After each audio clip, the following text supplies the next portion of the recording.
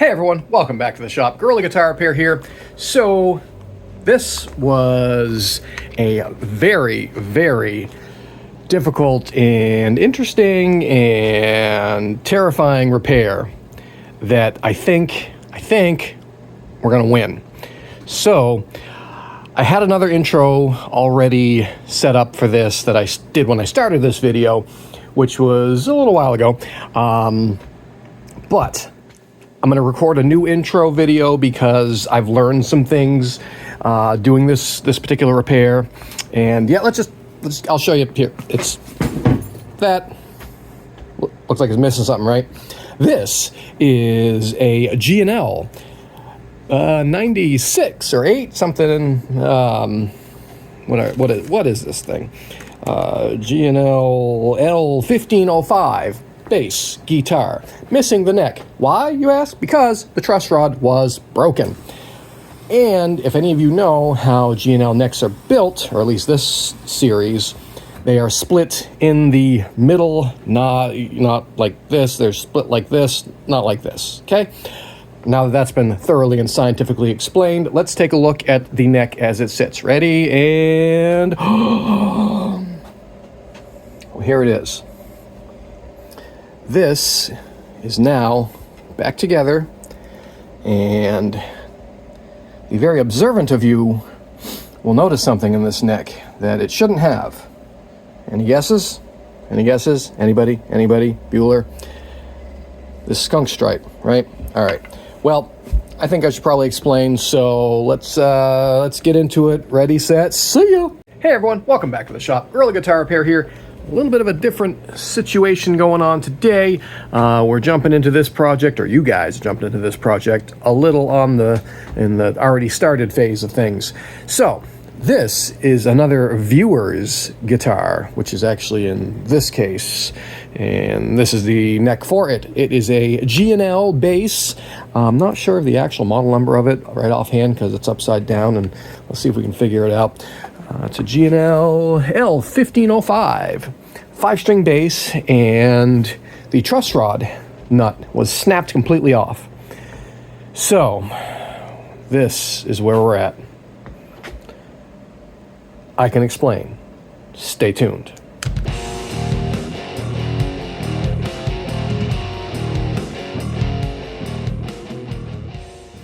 All right, so I said I can explain, so let's back up a little bit. Here's the bass.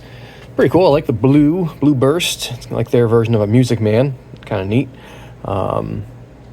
But the neck, or the truss rod, was snapped off at the nut, and he had seen some of my videos, and I think that's awesome.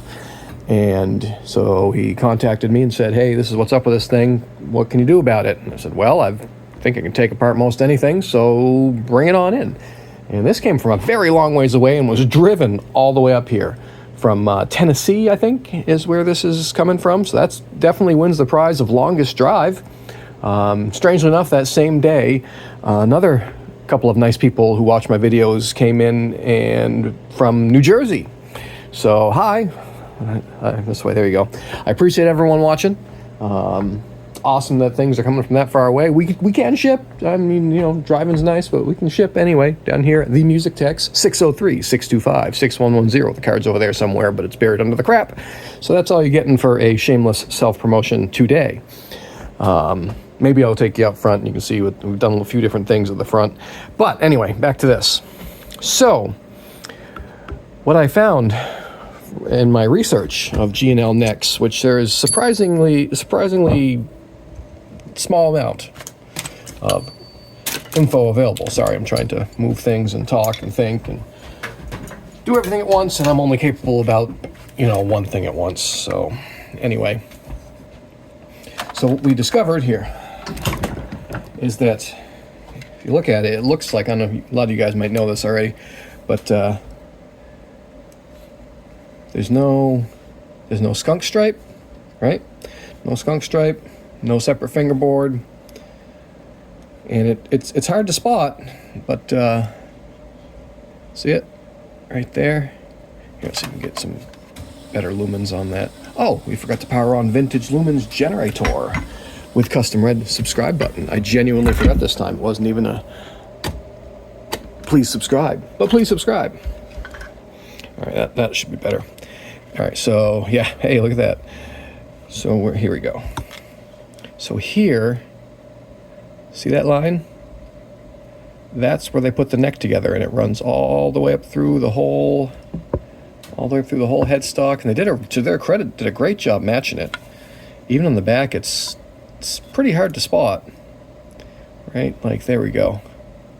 See how that grain, like right there, doesn't match up? So anyway, that means that to take this neck apart would be really, really difficult. It would involve basically pulling out all the frets, the nut, obviously, and basically splitting this neck sideways. They're put together. See, it's not a center line either. They were put together. This side's bigger than this side, but this side has a channel that the truss rod fits into sideways. And then they basically sandwich it together at the side and then do all the shaping and cutting and all that stuff. I probably could take it apart, and if things go poorly, I think that's where we're going to have to go. But yeah, here, check out there's no more truss rod nut in there. But yeah, if this other situation goes poorly, I'm gonna have to go for that. I mean, it'll be tough to get this. I could see this getting damaged. That's not even. That's like a light silk screening. Ugh. All right, we're gonna hope for the best. So, I talked to the other tech here. He's been doing this for a million years. Doug MacCormack. That's Mac, not Mick. He also does YouTube videos. Go check out his channel if you haven't.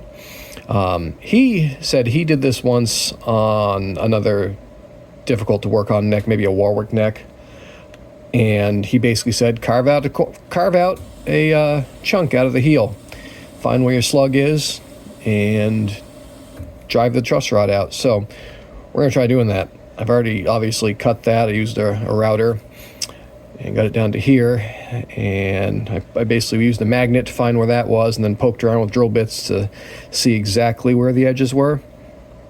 And then I just routed it out to that point. I didn't go quite deep enough, so I had to carve this spot right here with a chisel just to give this. I think it's pretty tight. Look at that. So I got to take, if it does move, I'm gonna have to take this piece down a little more with a router. That's not a huge deal, but we're getting pretty close. Look at that. If you can see, here, let's zoom in. That little cavity right there under that chunk of metal that inlay. So we got to be really careful not to go too much farther and destroy or hit fret bottoms or whatever. Oh, oops, swing back out. There we go. But so now we're gonna see if this moves. Here, I've never attempted this type of operation before. So let's do this, and I think I was hitting it with a punch to see if I could get it to move, and I think it moved a little bit, but my punches aren't long enough. Let's see, look at this. So to try to get it like that, it's too close to the headstock and I can't get it straight, so it just wants to slip off. So we're gonna do something that's really you're not supposed to do, and I have these really long drill bits. I can hear everyone going, don't do it, no, don't. I'm gonna do it. I'm gonna take this, and we're gonna center this as good as we can, and we're gonna give it some gentle linear impacts, persuasions. Let's move you guys back a little bit. There we go. All right, cool.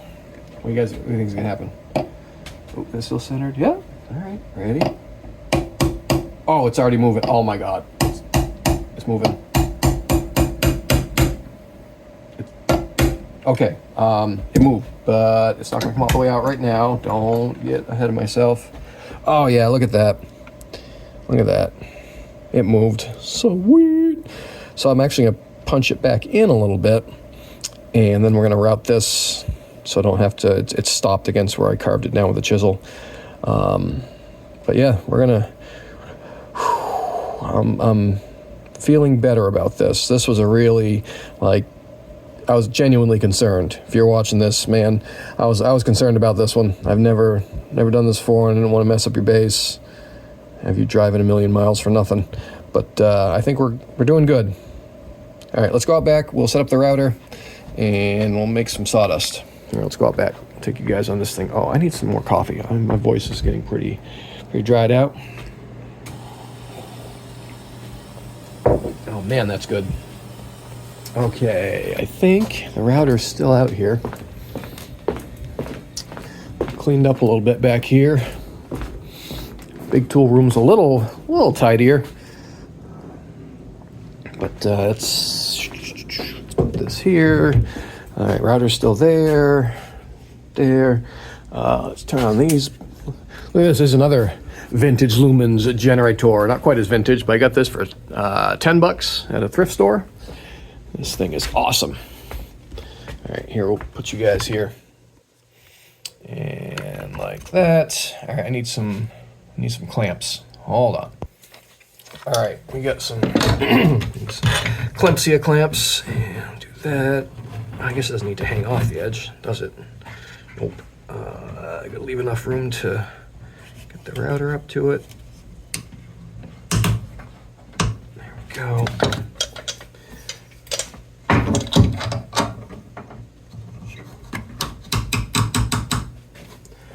Okay, how close do we need to get? Get up there. Okay, that'll do. I'll put another one here. Why not? I have them, right? Might as well use them. Oh, you know what? That clamp is a pain. These will be fine. Get my stool. Okay, let's set this up like this. Plug it in.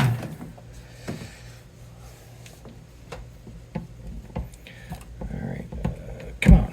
The plug's bent. Why? There we go. Okay, now we're going to, let's see. Oh, there we go. Go down like that much. And then maybe just here's what we're gonna do. Set that there. So we're gonna go down by the amount of these things, which are kind of like a millimeter, I think. Right around there. There. Okay. That seems good. Cool. All right, you guys see what's going on here? No, probably not. Apologize if you're not seeing. I think that'll work. There's not really a ton to see from that angle. All right. Oh, I should probably hold the router correctly. That would be smarter.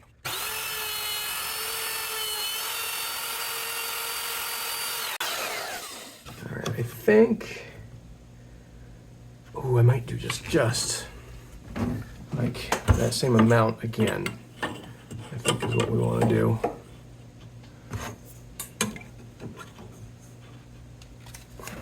Ah, oh, jerk. Alright, so there we go. Okay.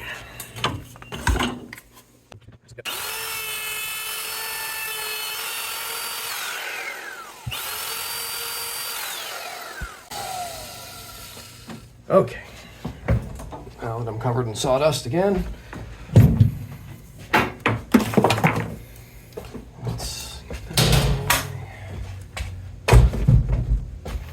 All right, get our clamps off of here. I think this will be good.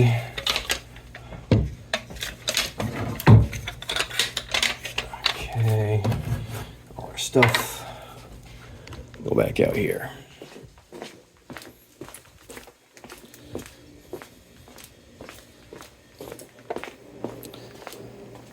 Okay. Reminder for all of our New England and can't talk today, words. Areas that need heat in the winter. You're gonna need to start hydrating your acoustics, or you're gonna be seeing me a lot, or other people that fix these things, because you need to hydrate your acoustics. Public service announcement. Okay. We do sell hydrators here, D'Addario, Oasis, another brand, maybe the Music Nomad stuff. But yeah, very important this time of year. Bring this around here. We see every year, but lots and lots of acoustics that are tops are cracking, caving in, not having a good time. And that could be prevented just by hydrating your guitar. Okay, let's try to get you guys a better view here. Maybe I'll switch you to the overhead. Yeah. Okay, so we're gonna just knock this back up a little bit and take off the rest with a chisel. Oh, my chisels are so dull. I've been treating them badly. There we go. This one's still kind of sharp. Come on. There we go. Okay. Now, I think we're going to be able to have enough clearance to get that out of there.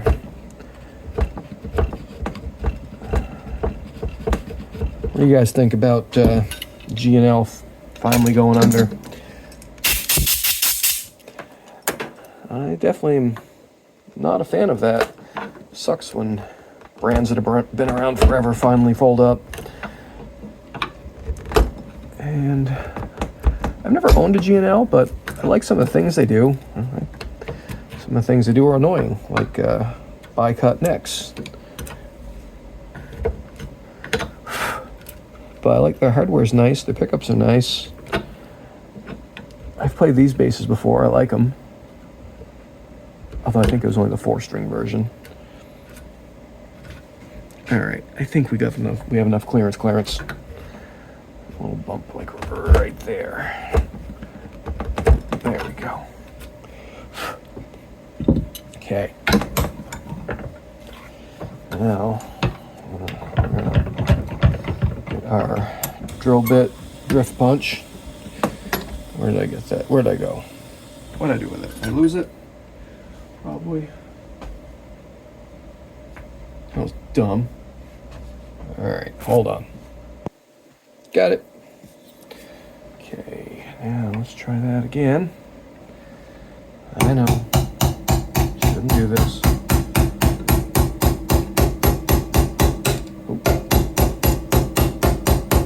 Alright, yeah, we're going pretty good. Let's see where we're at the back, because I prefer to not try to pound it through. Oh yeah, look at that. Oh, we're making progress. Okay. This neck is still pretty forward bowed. I might try, after we get this out of there, heating it and straightening out a bit. Ben's had good luck with his homemade neck bender gizmo. He just clamps them up and leaves them like that for a week. Maybe we'll try that first. Okay, I think we might be able to drive it out from this end now. I really don't want to get that drill bit. It could break, in all seriousness. Get that drill bit stuck in the neck would not be good. So now, oh yeah, we can take it from this angle of the dangle. Here, we'll move it out. You guys can see. Maybe.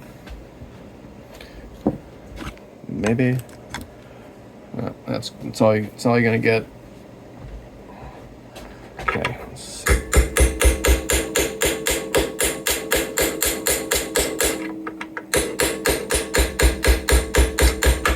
I am concerned about getting a truss rod back in here.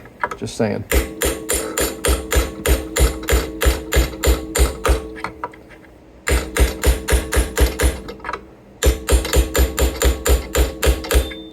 Wow.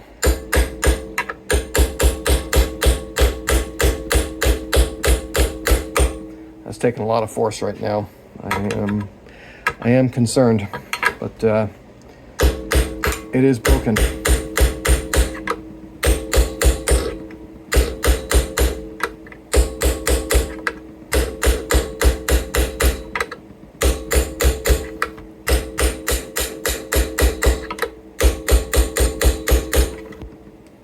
Come on. Oop.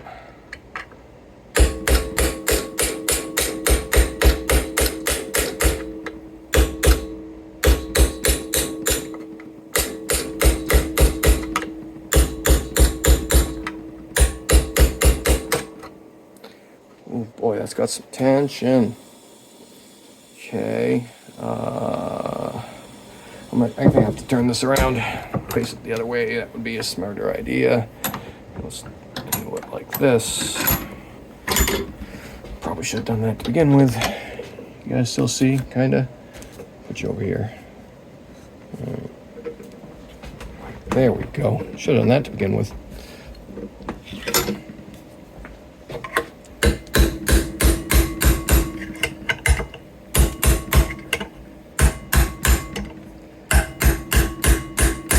Wow, that's feeling really tight. There's a lot of tension there. I don't feel confident this is going to go back in. We might end up having to split this neck. Anyway, well,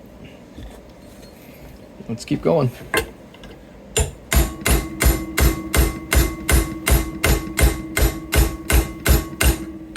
Wow, that's a lot of...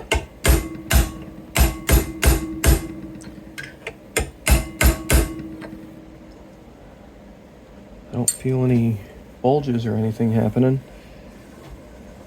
I wonder why it's so tight. That's I think we're gonna have to end up splitting this neck. Oh, that's gonna be a bummer.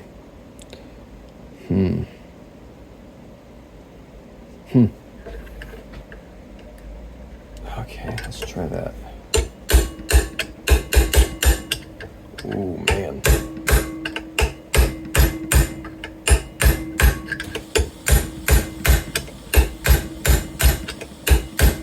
Yeah, it's not moving now. Oh man. Oh, I wonder, I bet if I twist it, it's just gonna break.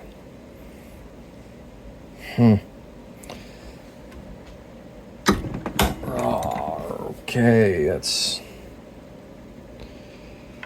Yeesh. Why won't this cooperate?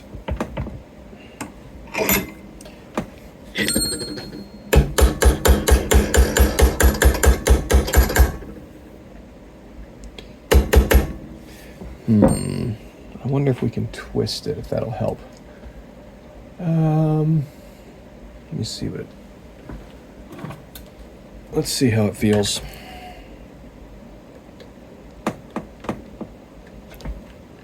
I mean, the whole rod's spinning, so...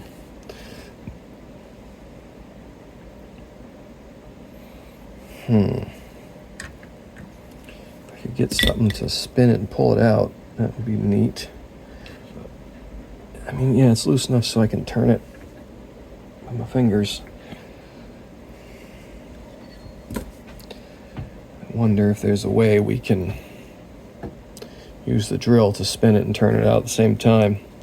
That would be neat, but I don't think I have the machinery available. The problem is this channel's curved. I bet this neck's gonna have to come apart. All right, let me pause for a minute and think about it. You guys mention in the comments what you think. What would you do? Crap, sorry. I got distracted and then I forgot to hit the video. Look at how many washers have come out of here so far. Look at this. There's another one. I blew some air in there because I was trying to... I dripped a little bit of penetrating oil down in there. I know, ruin the wood, blah, blah, blah, blah, blah. And I tried to blow it in more with the air gun.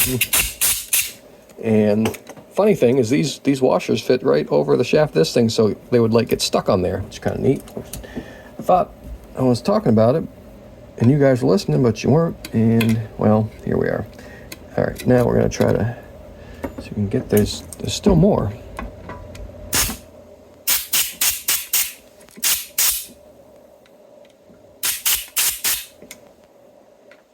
How many of these things are in there?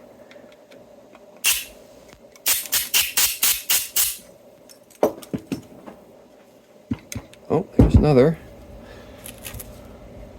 So there's 6. I think I still see another one. I think maybe the tip was getting hung up on him.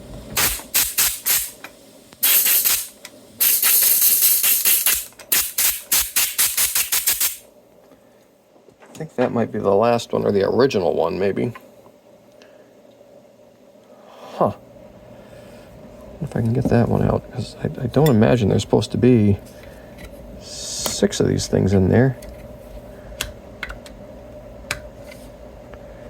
Huh. Also don't want to scratch up the headstock. So that one's pretty jammed in there. Let's see if that'll come out.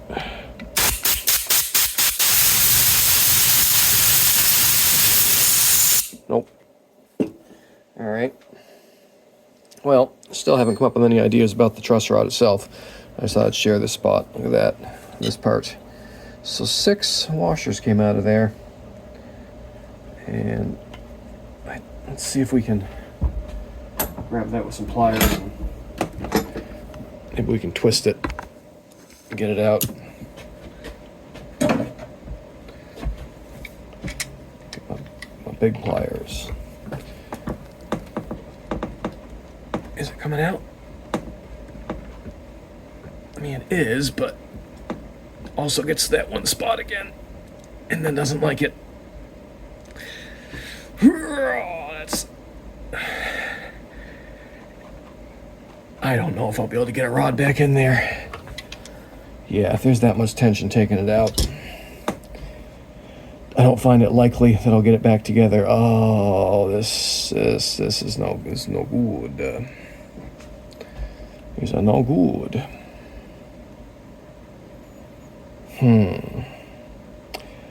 I wonder if I leverage the neck straighter. I have an idea. I think, let's see, the truss rod cavity, I believe, goes like this. Like it curls up this way, I think. I'll have to get a picture because I can't, especially if I'm looking at it upside down and backwards. But it either goes this way or this way. Smiley face or frowny face. And I think it's, I don't remember. I can't think. My brain's upside down. But I think I'll get Ben's neck straightener jig and leverage this thing whichever way would make that channel more of a straight line. That's the answer. All right, let's see if I can find it. You might be using it currently. Hold on, pause. Okay, we have to backbow it. Duh. So let's put this, we're going to try it like this. Put this here, and then we have this piece of wenge, and I need some blocks for in between. All right, these will do. So I'm going to put this here. Back you guys up a little bit, see what's happening. And I'm going to put this here. Okay. And I know I probably should have. No. All right, we got to reposition. I'm doing this upside down and wrong. Flip it around. So fail. Okay. This. Like this. Do like this. Okay, like that. And now we're going to get a clamp and see what we can do. Hold on. All right, here we go. Big old clamp.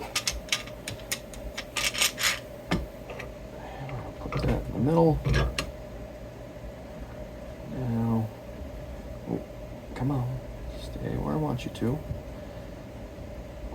Back a little. There we go.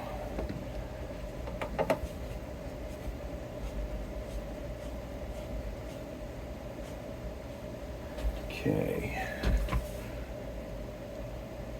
That's pretty backbowed right now. Give it a little more.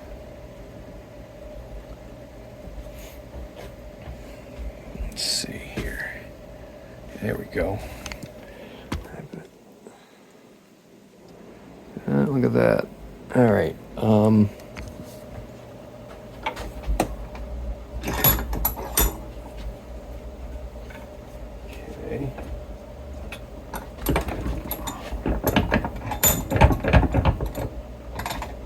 Let's do it like this. Wow. Heavy. All right. Okay.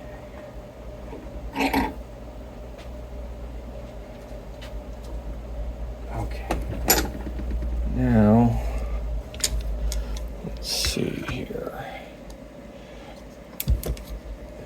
Now let's see if this wants to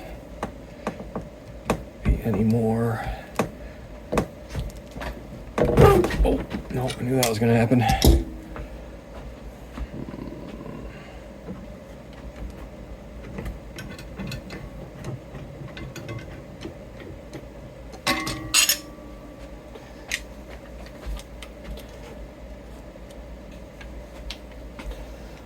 Trying to avoid having to split this neck. I really don't want to do that. But it might be our only option. I think I'm doing this upside down. Yeah, I'm definitely doing this upside down. Okay, this clamp is not the one I want. Let's make this a little more stable. All right, we need to reset things. Okay, let's try stabilizing this a little more. Put this guy here. Okay, there we go. That'll help keep that from moving. And then try this guy. This might be better.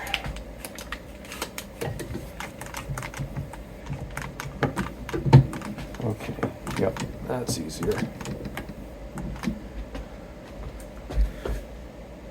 All right. Now that should be fairly lined up.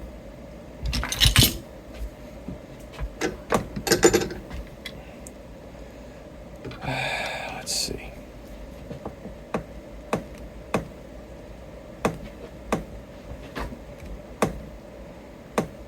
It still doesn't want to come out very easily. Ugh. Yeah,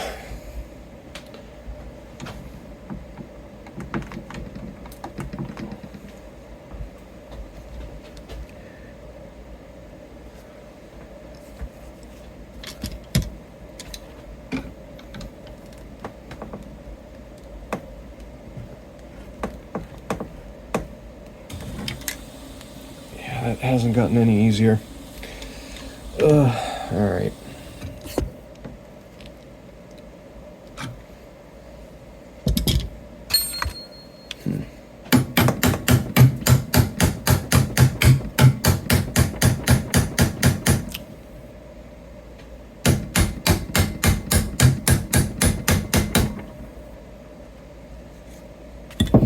Boy, I thought we were going to get it there for a second.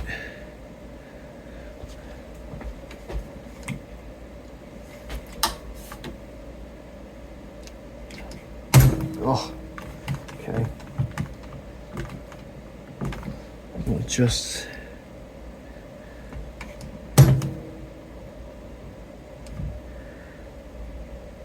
It's funny that flexing just actually straightened that neck out a bit just by clamping it that much.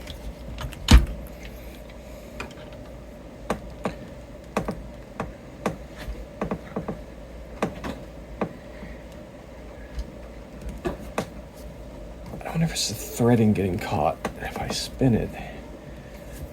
Like I'm unscrewing it. Nope, that doesn't seem to be doing anything either. Nope. I think there's only one way to go about doing this. And I don't like it. Not one little bit. No, sir, I don't like it. All right. This job just got harder.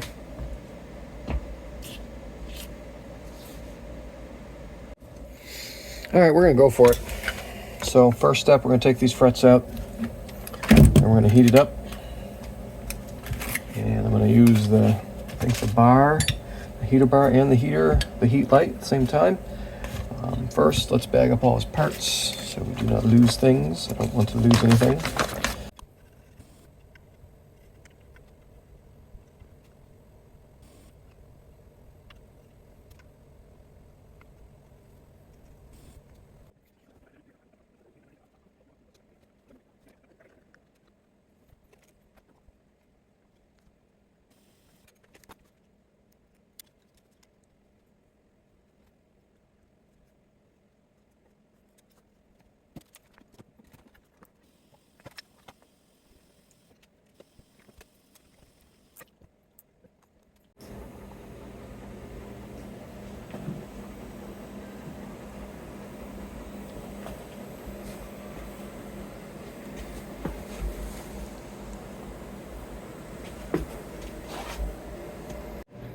All right, so some time has passed, some decisions have been made, and I didn't do a full video of the tear apart of this neck, but I will put in some pictures of what was done, because a lot of it was like thinking about what I was going to do, because I've never done anything like this before, nor could I find any real information online, anybody else doing anything like this before. So we were in some uncharted territories with this here G&L 1505 bass neck.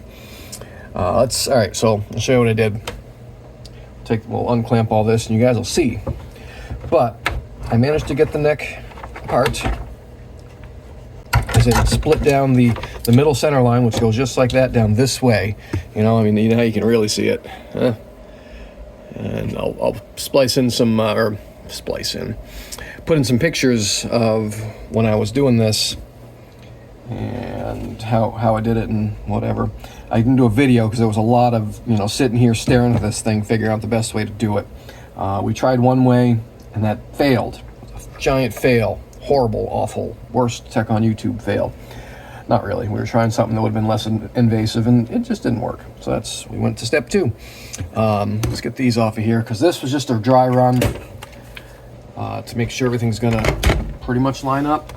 And the reason I had to do all this is that each side of this neck has a different kind of bow situation, and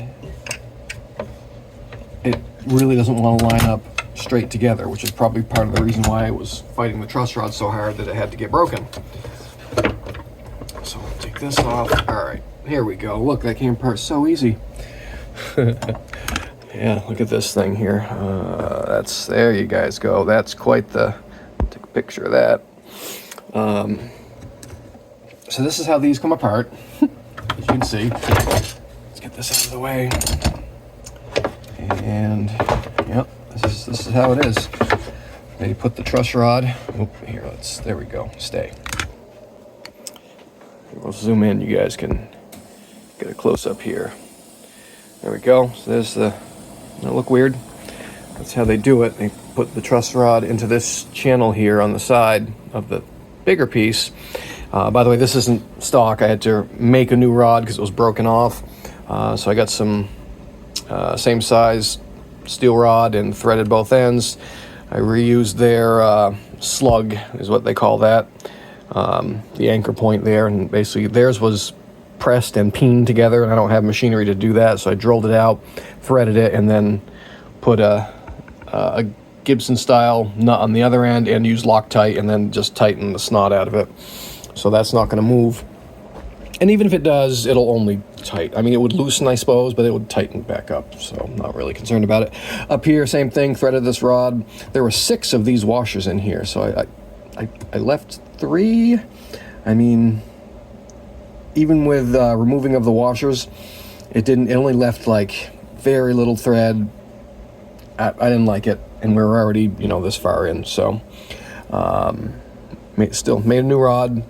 So the failed part was doing this part when this thing was together. Here, we'll spin this around, you guys can see. Carving out, basically I took a magnet, and there we go, now you can see. I took a magnet and found where the slug was, and then poked around with a drill bit, found where the end was, and took a router and just routed out this chunk. And the idea was to be able to tap it out from the front, like you saw in the first video. I think I took a video that part, and it only came out so far because there was a plastic sleeve that just bound up and just wouldn't let me drive it out. So customer said, make it work. And it's not like we can just call G&L and ask for a new neck anymore, right? Tricky parts that I've encountered is that, like I said, here, that's why, there we go. To get this thing to line up, if you just put like the pieces together, you can see how much of see that lip that it makes right there? It's about a millimeter worth of difference. And one goes this way, you know, and then one goes this way. So what I did is I took, if you see that, see those little metal things? Those are thumbtacks. And I drilled little pilot holes and basically hammered them in, clipped them off all at the same height, and then use those on this to transfer over the spots, and then I drilled more holes so they would basically, I made up a whole bunch of locking pins, and to get it all to line up, I used this board with various wedges on either side to get everything to line up. And I think it worked. It worked well. Didn't quite have time to glue it up last night. So that's what I'm gonna do. I'll do that part. I don't know if I'll do that right this second. I've got another bass project that we have to work on also. But I might do that in a separate video. Yeah, I will do that in a separate video. So that's the next step. We're gonna put this all back together with glue in between. I think I'm gonna use regular wood glue. It's probably the best call. It's probably the strongest. I often use fish glue for big flat joints that I might have to take apart again, but I think wood, just some tight bond is going to be the strongest. I want this to be the strongest. I don't want to use epoxy in case it has to come apart ever again. And then I'm going to have to obviously fill in that chunk at the end with some sort of filler. And when I took this apart, I think I had my iron set a little too high and scorched the wood, but we should be able to clean that up. And if not, hey, you know, it is what it is. I might do a light refinish on this, maybe, depends on how it comes out. I might just lightly sand it and respray it with some poly. So that'll go away then. I saved these inlays a little bit. We lost a little bit at the end of the board. I don't think it's going to be a huge loss of width. Hopefully the playing surface is going to still be good. That would be, put it back together, have the strings hanging over the edge. But as well as being warped this way, there was some deviation that way, and I had to smooth out some areas that just weren't. There were some pockets in there where you could see the old glue hadn't really adhered to anything. This actually came apart fairly easy once it got going. As soon as the heat started to get applied to this, it would just almost open up all on its own. I mean, I had to use the knife to get it fully apart, but you would see this crack just like you'd watch it just. I wish I had thought to do a time lapse of that. That would have been smart, but here we are. So yeah, we're gonna try to get this back together this morning. Okay, so we're gonna get that. We'll do that in time lapse and hopefully get it back together. And we will see you guys in the next part. Hopefully it'll be the unclampification possibly tomorrow morning. And we'll see how it turns out. Yeah, I'm hopeful. I really think I think we're gonna win. I think I'm gonna be the first person in all of YouTube history to successfully, probably jinxing myself, remove and repair a G&L broken truss rod out of these bi-cut necks. So here's hoping. All right, stay tuned to the next part. Thanks for watching. See ya.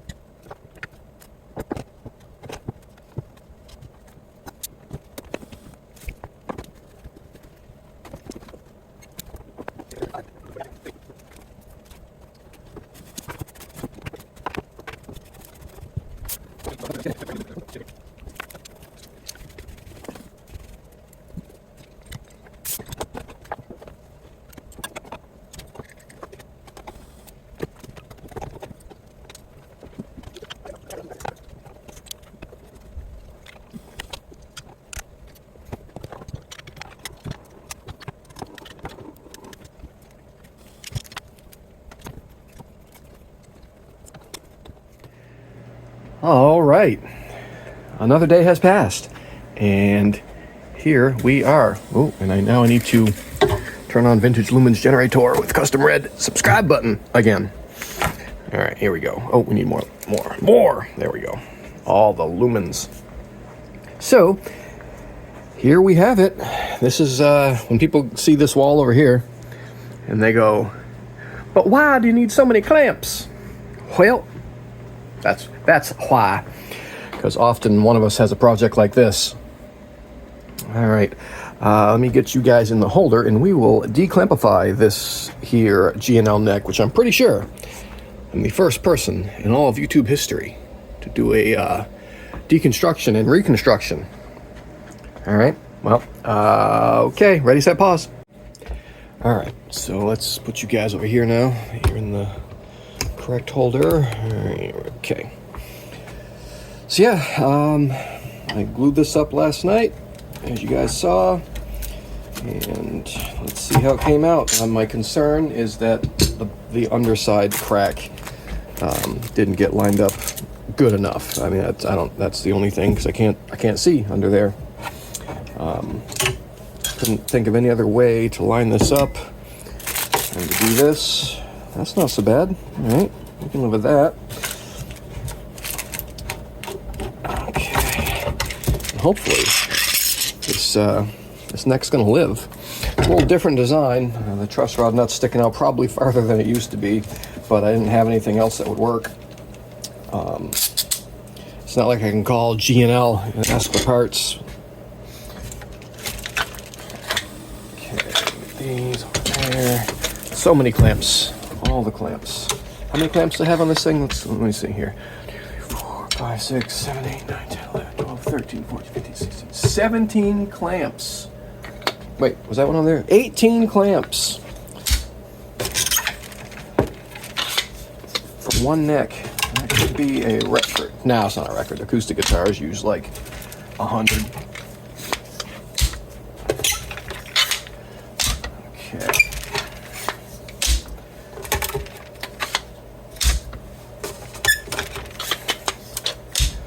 Oh, let's see. What do you guys think?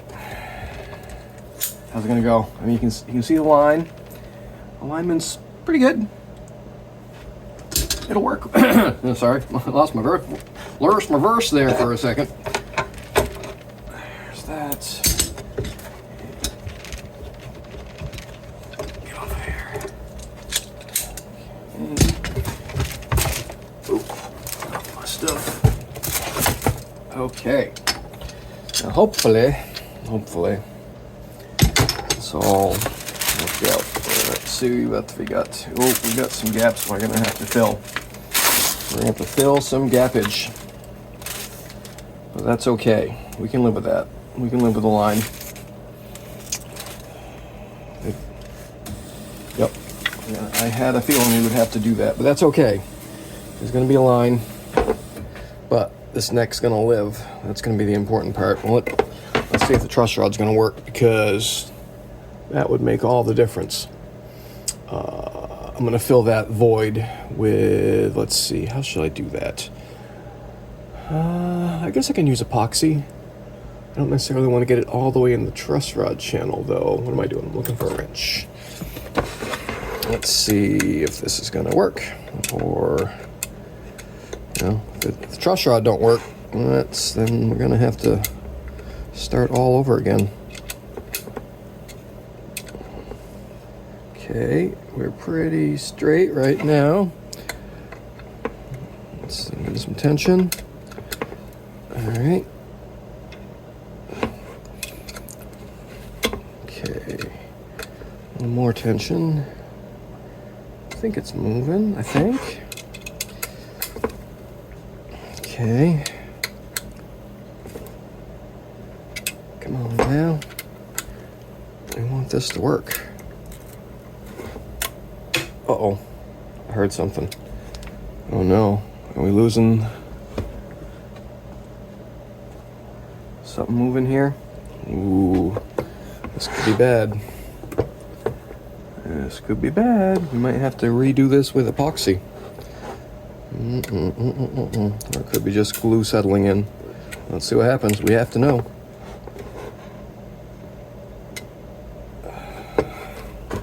Is it opening up? I think it might be. We might have to epoxy this first. Yeeks. Or how can we fix this?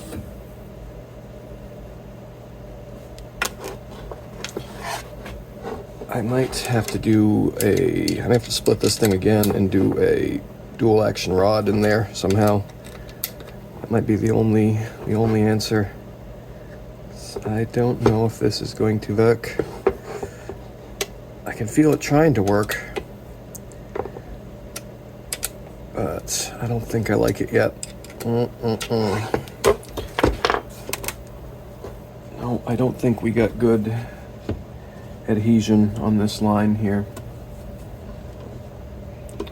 Okay. So, how do we fix this? I think...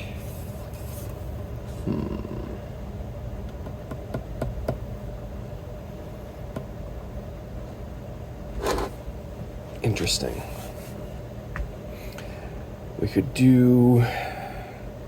I could heat that up a little bit, wet that glue, and get out as much as possible, and then try rubber bands.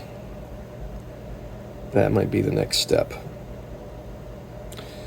The issue is that when they made these, it was a solid block, so they just clamped it together, then shaped it, and you can't clamp a round surface, so I can only squeeze here, and it didn't get enough pressure on the back. What do we do now? Yeah, I think that's the next thing to try.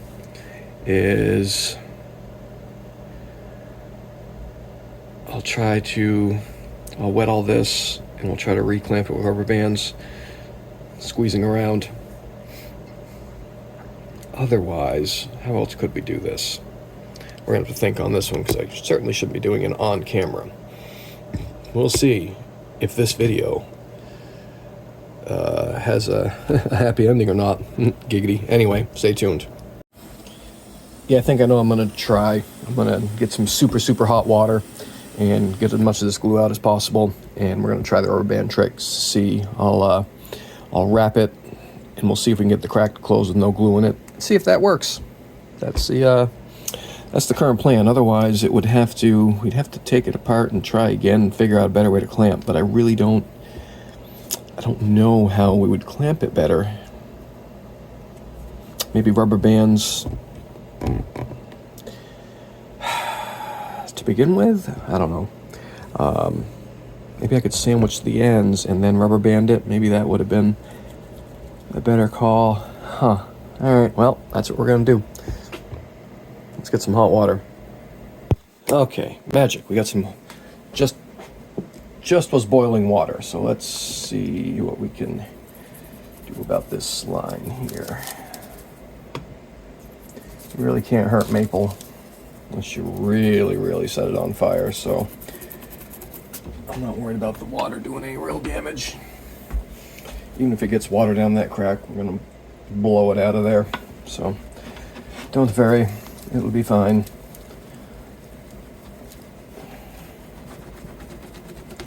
Ooh, that is hot.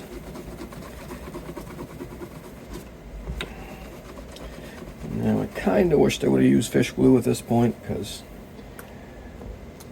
it'd be a little easier to clean up, but hot. Oh, this will work. Yeah, see, look at that, comes right off. So I don't understand why people will sand off wood glue on guitars. Just get some hot water. Okay. One more.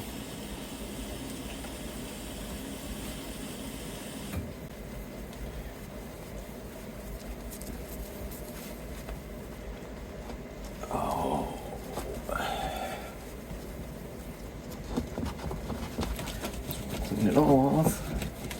Over here.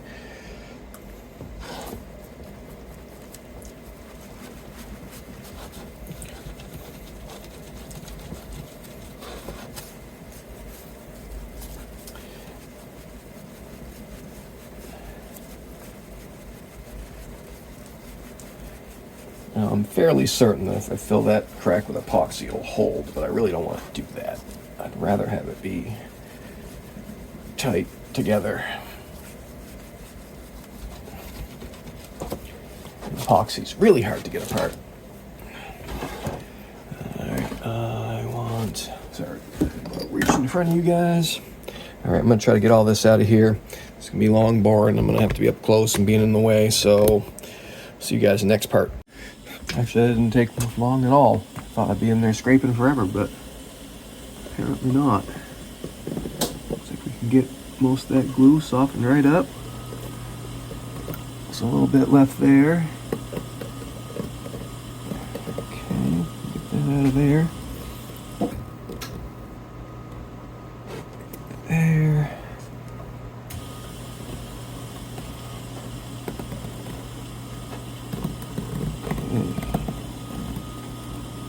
I think we still have a chance of winning, but admittedly, this is not the desired outcome. Oh, I think there is some more in there. Alright, I'm gonna do that for a while. Okay, rubber bands didn't work. Failed. I think the only thing that we're gonna be able to do to correct this at this point is to actually put in some kind of skunk stripe to basically route this out and be super careful here because it's pretty close to the edge in this spot, and just route in a skunk stripe so we have some wood to support everything, glue it in, clamp it in, whoops, and do it that way. I think that's the only way to do this. Well, all right, that's the way it's got to be. This might take a minute though, so all right, so some time has passed, and what we have done here with this G&L base neck attempted truss rod replacement and repair. Let's see here. Let's get these clamps off of here. What I did, if you guys can't see, and I'll put in some still shots. I didn't have a chance to do a video.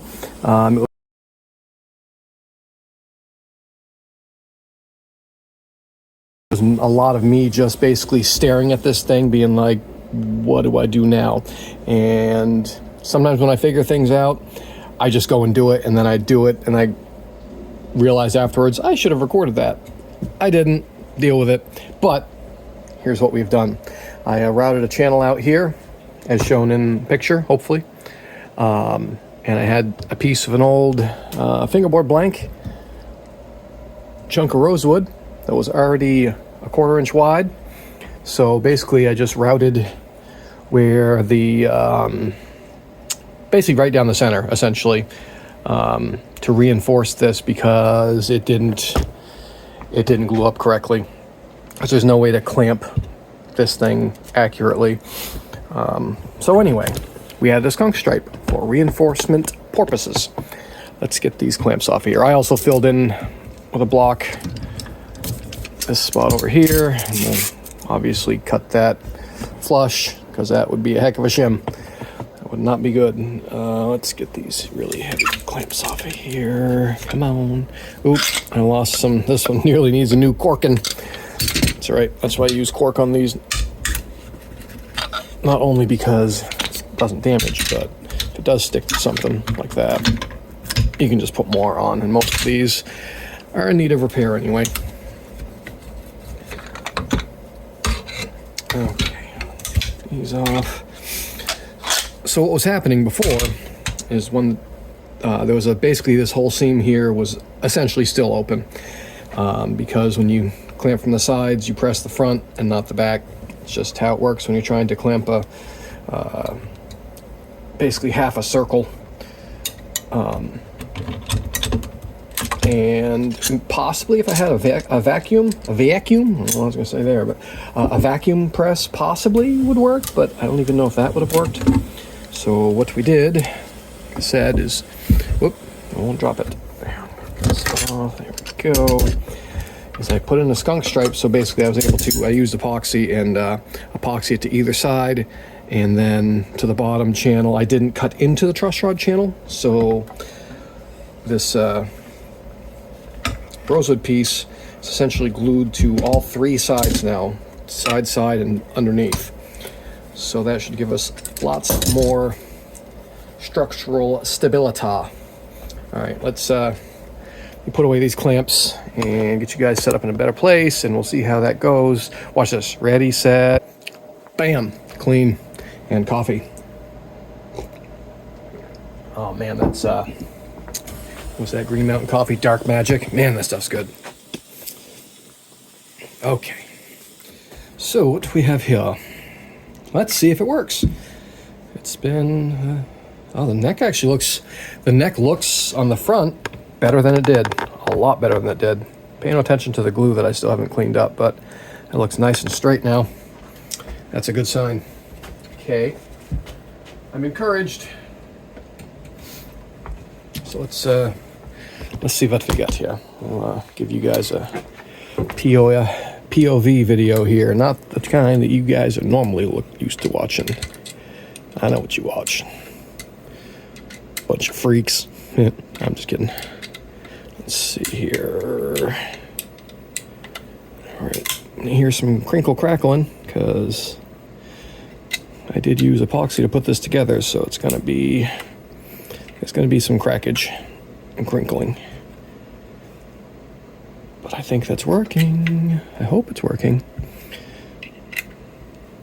Let's see. This is gonna still kind of settle into where it's gonna want to be. Is it working? Come on.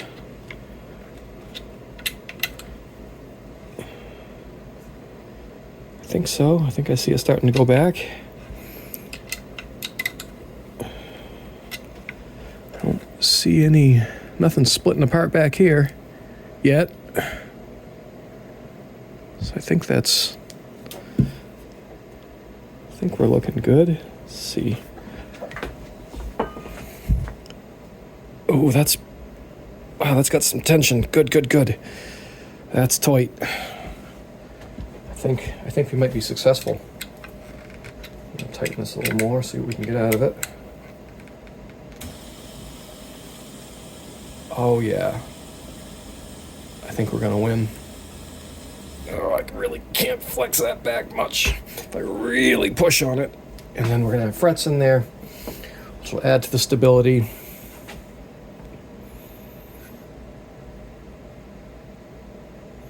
I think it's gonna work. Yeah, I think this is gonna be a success. Shave this, and we'll throw some frets in it. I think it's gonna work. It actually looks pretty good. I'm encouraged by that not flexing that much.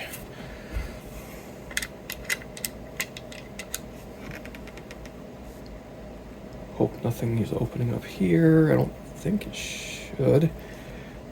Let's see what happens. There's a couple of cracks that I can see, and I might need to fill those with epoxy. But I don't think they're opening up. All right, we're gonna go for it. I think we're gonna be okay. You're gonna see this line, but I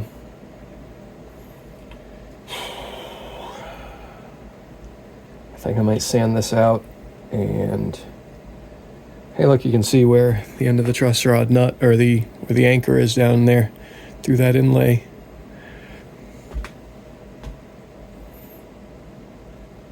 Or that inlay hole. All right, yeah. I think it's gonna work. Next, I'm gonna smooth all this. I'm gonna try to talk, and I'm gonna smooth all this out and cut this flat. And I think I'm gonna do some sanding and do a light spray of poly on it, just to, you know, I scorched it here. I want to fill in some of these voids, giggity, and yeah, we can spray some poly, or maybe I'll have Doug take it home and hit it with just a clear coat of 2K. That might be a good idea. All right. So I'll time lapse some of this.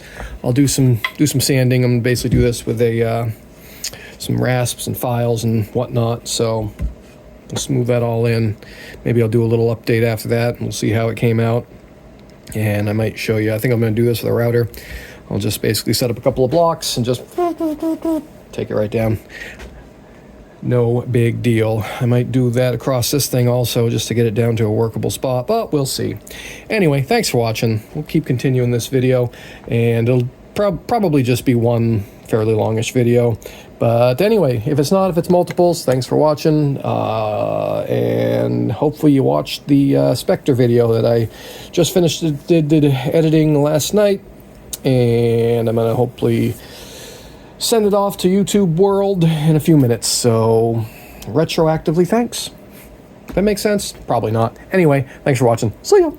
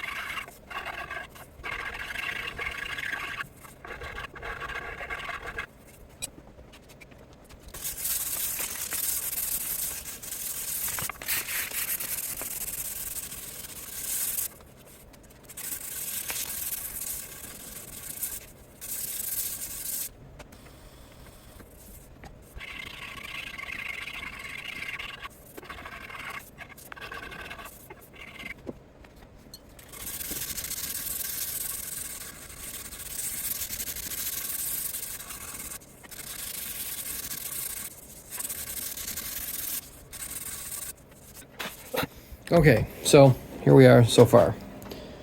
We've sanded everything pretty much level, still kind of rough. Hit it with some 220 after the files. And I'm going to take some ultra thin fill and finish super glue, and we're going to use it to basically be a pore sealer, grain filler type of thing for this rosewood.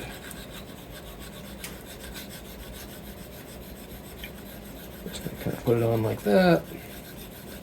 Most of it's going to get sanded back off, but what it does is it'll penetrate the grain and the pores, and just give the whatever finish is going to be on this, if any. I'm going to get a hold of our customer and see what they would like to do. We could just leave it like a raw finish.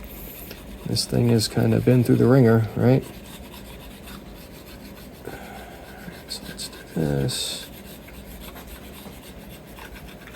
I'm going to do this a couple of times. I'm going to get it real thick and just let it kind of sink in. You can see where it's saturated into the rosewood up here. That's good. It'll help solidify things. Let it do that. I'm going to let it kind of sink in on its own without hitting it with the accelerator. And just let it sit there and think about what it's done. And then I'll sand it flat again. Probably hit it with another layer. And might call it good after that. So I'm gonna go find something to put above this. So basically I just need, like, I'm using like a pickup ring, something I can just set here, the router can set up and just drop it down to the level, and we'll video that. How about that? So we'll see you on the next part, which will be that. Ready, set, pause. All right, so we just got a little wood block set up there, and it's just basically to support the router. I'm just gonna go right down to just like that, set it lightly on top, and then turn the router around so I can use it correctly, like I should. Cord's on the wrong side from where this table is, but that's okay. There we go. Oop, I should have moved that. I should have moved that forward a little bit. Ready, set, hold on, not ready. Okay, I think we got more support now. Yep, cool. Double check the height. And I'm gonna have to do this in 2 cuts. All right, fine.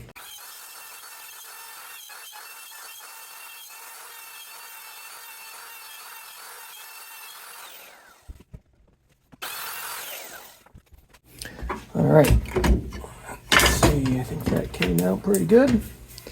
Do some final leveling by hand, of course, but I like it. Okay, let's go. I'm gonna go sand out this some more.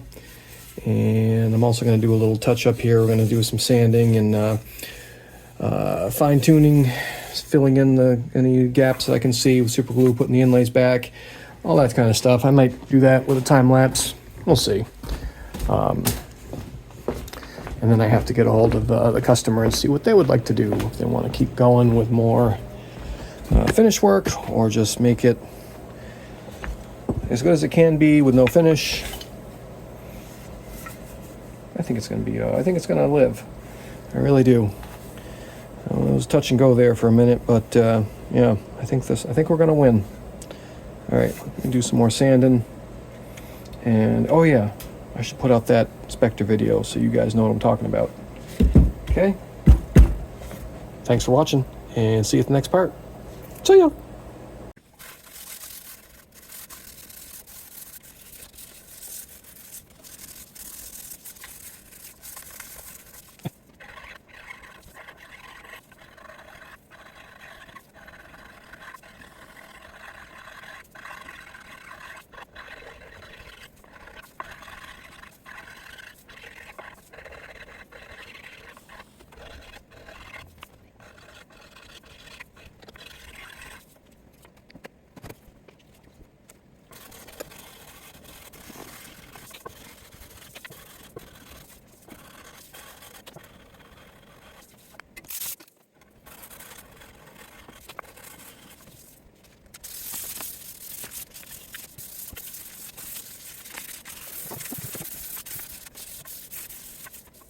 All right, thought I'd give you guys an update. Boy, it's nice and smooth. I know the finish looks uneven, but I've been making it. It's all about the feel and the tones, right? And this feels now nice and smooth. I like the feel of a raw neck. But all right, now we're gonna go through. I'm gonna clean up, a little bit of epoxy to clean up there. I forgot to remember. That's dumb. I forgot that we get some epoxy coming through that hole there, so we gotta clean all this up. First, I'm gonna go through and find any little crack or split or whatever I can, seal it with super glue, and we're gonna sand this out. Put the inlays back in. So yeah, pretty soon it'll be time to open the shop, and hopefully next part of this video will be putting frets in it. Either that, Doug has sprayed some finish on it, or the guy said just go ahead and make it look like an old rocker, which is also cool. These things, it's already looking kind of beat up. So I don't know. We'll see what he says.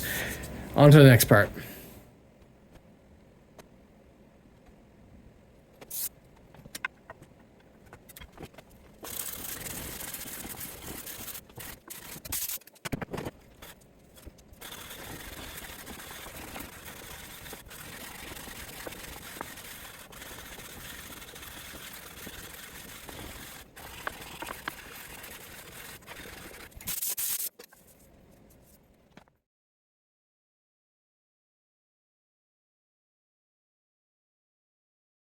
Hello, Gorilla Guitar Repair fans. It's Doug here from Doug MacCormack Guitar Repair and the Music Techs in Manchester, New Hampshire. We're going to give this a nitrocellulose finish today. Seth did a wonderful job repairing it. He added this fillet in the back because he had to split the neck in two in order to get to the truss rod to repair it, and did a wonderful job. He added this walnut fillet in the back, typical of Fender guitars, not of G&L, but it works, doesn't it? It hides all the nasties. So anyway, we're going to give it some nitrocellulose amber on here and get it all nice and shiny. Okay, gonna put it in our handy dandy jig here.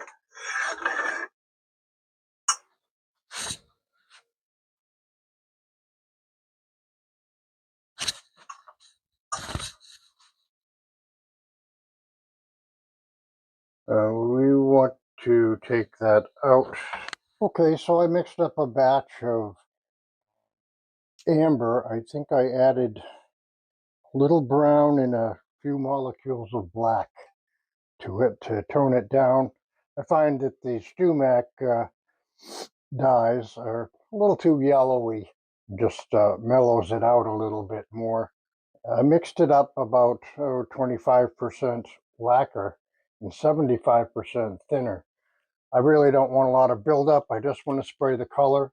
The lacquer helps make it stick to the piece.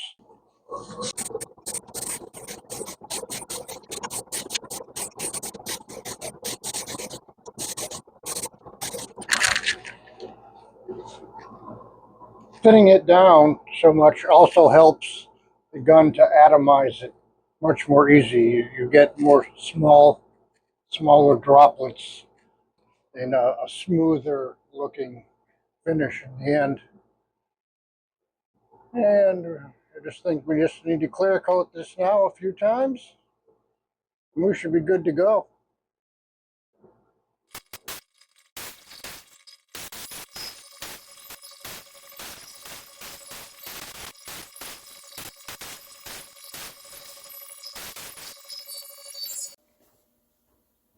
Okay, we have about 3 or 4 coats on here of nitro, and as you can see, it's a little lumpy, a little grainy, even despite the fact that it's a maple.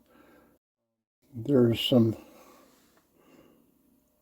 you can see the glue line down the center there a little bit.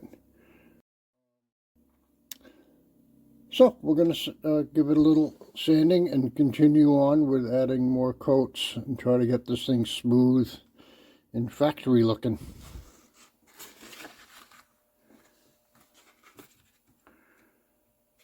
I like to fold my sandpaper in thirds. It seems to work the best. That's the way I was taught anyway. Just going to sand enough to knock down the high spots and continue on.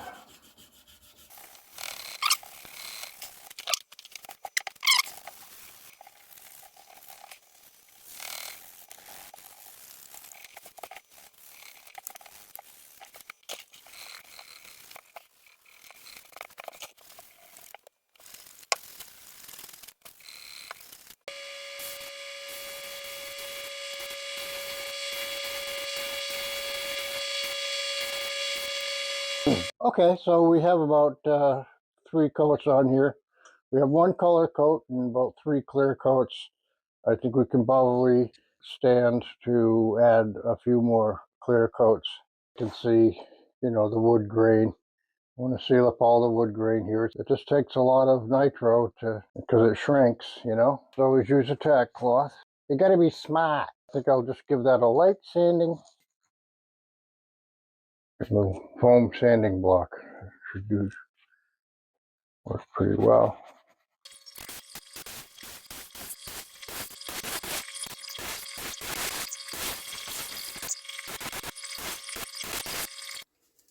Okay, so we're going to spray our last coat. Modern clear satin is nice, but I want just a little bit more satin. I have this stuff called Mohawk flattening paste. There's a little bit in there already, but I'm going to just add a little more. Oh, would help if, yeah, ventilation is important. Gonna turn the damn fan on. Yeah, gonna turn the fan on. Okay.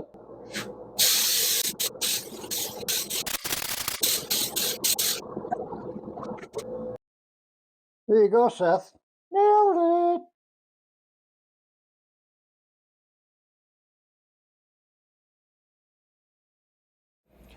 All right, so here it is again.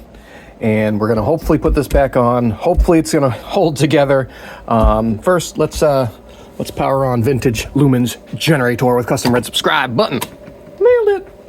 You guys do the same. We're almost up to 9,000 people. That is amazing. I really appreciate it. But, so, this neck, when it came to me, had a totally broken off truss rod. So, I was doing some big talking to someone who had seen my videos, and they contacted me. I was like, sure, I can take anything apart. Whew. I'll tell you what, if you're watching this, man, I was a little nervous. I'm gonna be really honest, because I had no idea how they actually put these necks together. And you can see now, because there's a little bit of a line, because these are put together when they're solid blocks of rectangular pieces of wood. So you can clamp it all evenly, put it together with a lot of pressure, and you won't even see a line. It took me a while to even find the line up in this area, because they match. I mean, they do a pretty good job, but you can see there's a line here now, a little bit. You can't feel it. This was also refinished by Doug MacCormack. That's Mac, not Mick. And he also has a YouTube channel, and he took a video. So I'll splice in his spraying of this neck somewhere in this video. And you guys need to go check out his channel, because I think he's gonna, talk about it over there. So, some people over there come over here, you guys go over there. He does lots of cool finish work and lots of really, really amazing, like, things you wouldn't think would be salvageable. He can basically rebuild a guitar from sawdust. So that's his level. Anyway, I got this back together, but in doing that, the finish was basically destroyed. I mean, it's hard to work on a satin maple neck anyway and just do regular lutherie, but this thing was a whole nother level. So, anywho, I think it's back together. I think we're going to win. It's been curing up out back, and I have the Doug took the truss rod nut out, so he didn't finish over it. It's funny, when it came back without the nut, I was like, because this is basically the only one that fits this, so it's going to stick out a little more than it used to, just because how I had to. I think the original one was a little shorter. I don't know, but let's get that guy in there. You guys can come over here. And then we're going to put the tuners back on this here neck, and we're going to string it up, and hopefully we're going to send it. Now, I'm pretty sure I'm the only person in all of YouTubedom who has attempted and successfully basically rebuilt, retruss rodded, repaired a G&L neck. So, I think that's pretty cool. Where's the wrench? That's not fit vivant. Is it? Is it a 4, 3? Be nice if this one fit it. Nope, negative Ghost Rider. There it is. Be nice if I could. I don't want to ding up the finish there. All right, we're gonna do this the slow way. So, all right, let's just get this back in here. Make sure everything's good. See if we get some turns. Actually, let's put it in the vise. Let's not put it in the vise. Sorry. The finish on this, it's dry, as you can see, but it's still a little soft. I could basically, you could press it in with your fingernails, so I'm not going to put it in the vise, if at all avoidable. Come on, get on there. Okay, it's going. Where's my shorter one? Where'd it go? Who stole it? Who stole my thing that I probably lost? Now I'm blaming on somebody else. Alright, well, I guess we'll just keep using this one. I think it's out front. I went to adjust a guy's guitar yesterday. Probably left it up there. This should tighten up soon anyway. There we go. I know, super exciting content right now. Me tightening a truss rod. I'm gonna make sure this works. This is seriously the first time I'm putting this nut in here. That's definitely what she said, and I'm hoping that everything goes well. Also, what she said. Come on, come on. Bottom out anytime now. All right, there we go. Now we're starting to get a little tension. All right, and this thing also had some natural forward bow, and just the fact of taking it apart, re-gluing it has kind of relieved some of that. So this truss rod, I mean, when truss rods break, it's 9 times out of 10 because the neck has some permanent warp, and people just try to overtax that rod, which isn't very big. And when your rod isn't very big, you really can't do a lot with it, and if you try to do too much, you're gonna break it, right? So yeah, normally I'd put this in the vise to do the fret levelage, but again, I don't want to dig up this, so I'm going to put it back on the guitar. It'll be a little bit harder to work on like that, but I don't want it all flopping around. I don't want to squish the finish, because I have a feeling that'll happen. I mean, I think I can still, let's see, let's test it. Let's see if I can make a mark here with my fingernail. Oh, actually, it's gotten better. Yesterday, I tried it yesterday, somewhere down here. I could put an indent in it. It's gotten better, but I'm still not going to risk squishing up and leaving an imprint on this nice, beautiful finish that Doug did. And these are not gold frets; they're just covered in finish, like Fender style. So we're going to give this a quick fret level, and aside from putting it all back together, but it really looks good. Here, check this out. Look at that. That looks nice, huh? Little spot there where I kind of over sanded, but that's okay. This thing was the owner had kind of resigned this to be a lost cause, and since you can't exactly call up G&L anymore and get a new neck, that's what we had to do. So I'm gonna put in videos and pictures. I didn't video every single thing I did with this because a lot of it was me just staring at it and trying to figure things out and putting jigs on it, and I don't work well thinking people are staring at me, even if it's just me and my camera. So a lot of this was done off camera, but I did take pictures as I went. And yeah, so anyway, let's get the body over here. There we go. There, and put that there.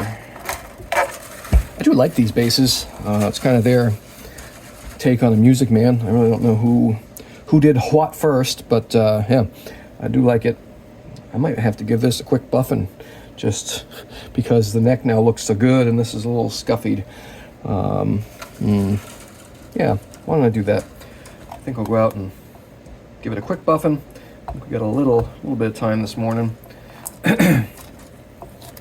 These were the shims that were in there when I got it, so we'll keep those because the saddle height seemed pretty okay. Let's take these off of there, and we'll give this a buffing, and then I'll get it back together. Come off. All right, it won't take too long to do that anyway. Let's see, how nasty are these strings? I don't really know. Probably not too bad because I don't know if they were, they weren't wrapped very well. So we're getting new strings, I think. But let's take these out for now. Let's go. All right. Boink. Yeah, they weren't wrapped quite enough for my likings. Things won't stay in tune if you not have enough wraps. You don't need a ton, but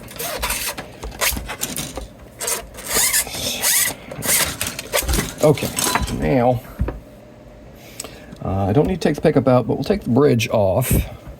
That doesn't need to be there, and we can drop those cannabises down. Let's see, more Bosch. Trigger warning.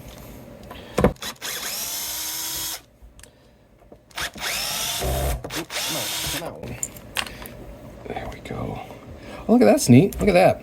I didn't know they did that with these. They dug a channel and anchored it. I got to give G&L credit. They did have some really cool ideas. I've never really owned a G&L. They never really appealed to me, although I would have taken one of these style basses. I had an opportunity to get one inexpensive.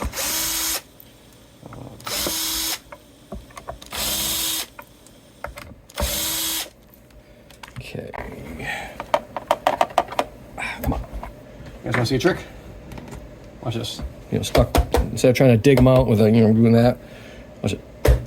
That's how you do that. Oh, look at all that circuitry in there. I think they would have secured that a little bit better. This is really, very interesting. Ooh, that wire was getting pinched. That's okay. Guess it wouldn't have hurt anything. Am I gonna break anything by? No, I don't think so. Battery gonna fall out? No. Cool. I'm not gonna take the electronics out. I'm just gonna push them down a little bit. Put the back on. Okay, like that, like that, like that. And one of those 8mm. What do you guys think? 8mm? Yep. Ooh. Oh, that was tight. Come on there. There we go. Okay, switches go up and down, or across the body. Okay.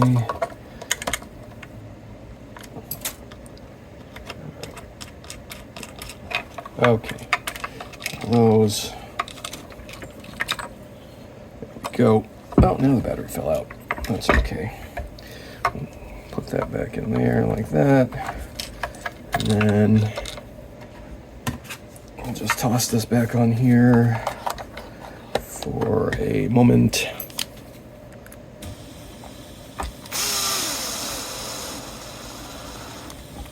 And then we won't have all the parts and pieces rattling all over the place. Perfect.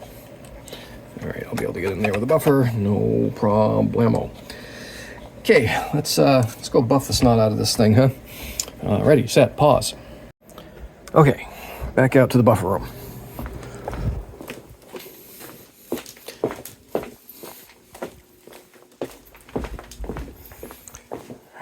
Let's get this set up. Put this over here, and we'll get you guys set up over here. And then we're gonna go right into time-lapse mode, so pause again.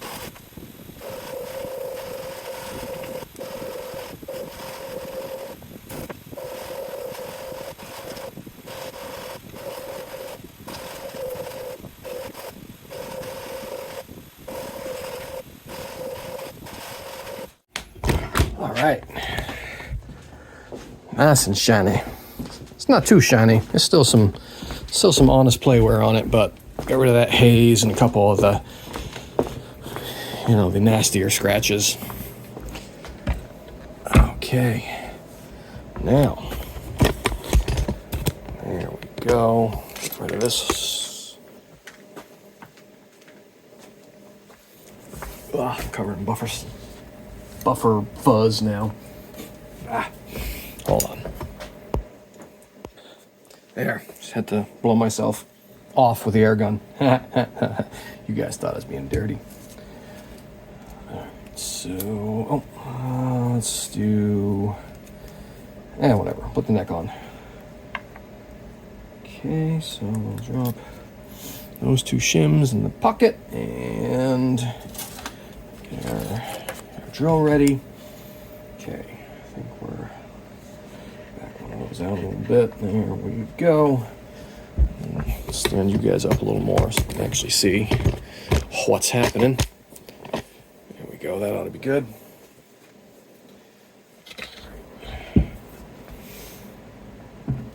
Oh yeah. Oh yeah. We're gonna win. Oh, and one other thing for you guys that I might talk about later in the video, but I don't remember. Here, let's take a step back. This weird spot here was because the first attempt was I tried to drive the truss rods out the back, or the truss rod out the back, Rickenbacker style, and it didn't work. I mean, it came out like I thought it was gonna work. I was all excited. Got to about here, and the plastic sleeve that they put the truss rod in all like squished together and accordioned and just locked it in place, and there was just no way. I mean, I didn't have anything. I couldn't pull on it and twist it. I think I have some videos of me pulling on it. Videos of me pulling on my rod on the internet. That's what we get around here. But yeah, that didn't work, and that's why that patch is there now, just to cover up the spot that I had to route out. Well, go where I tell you to. But that's all right. We tried that. Just that would have been less work, and I wouldn't have had to split the neck down the middle, as you guys will see in the pictures. Go. So let's see. I might just do some time lapse of the previous videos. I don't know, we'll see. But don't complain too much if some things me saying, oh, we're going to do it this way, and then I do something different, because, you guys that have been here know that I often change my mind mid-project. Give that a little bit of a clean out. Oh, time to put the bridge back on. Got our ground, where it should be. That is a really cool design. And this bridge is pretty rock solid. Very well built. Again, it's Music Man-esque.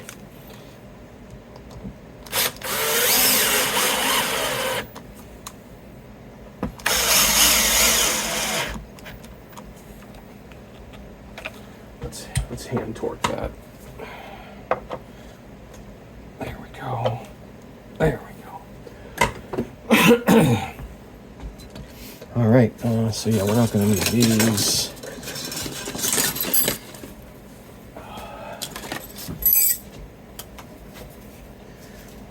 These over here.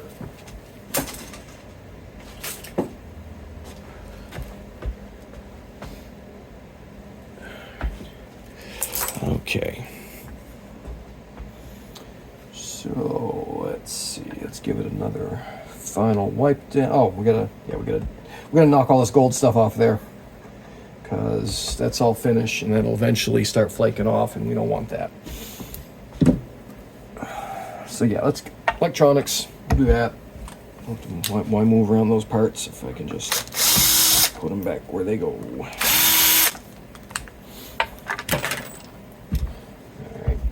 And we'll also check and see if this thing's been out of commission for a while. This battery could be junk, so we'll check that. Looks like that was that originally soldered to that? No, just had a little foam pad. All right, okay. Guess that's fine. That come off. Oh yeah, let's clean that first. There's some buffer boogers. Want a new rag.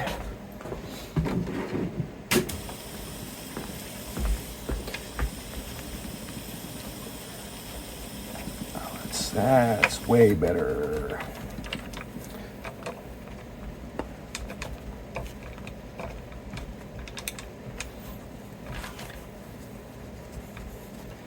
Okay. Try that again. Come through. Don't fight with me.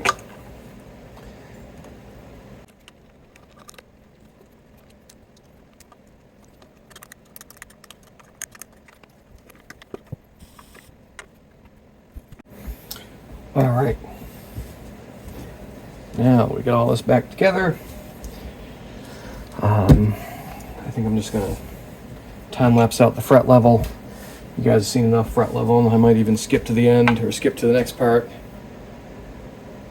This video is going to be plenty long as it is. So, where is... Oh yeah, I should probably see what radius this is. I forget. 16 maybe? It's pretty flat.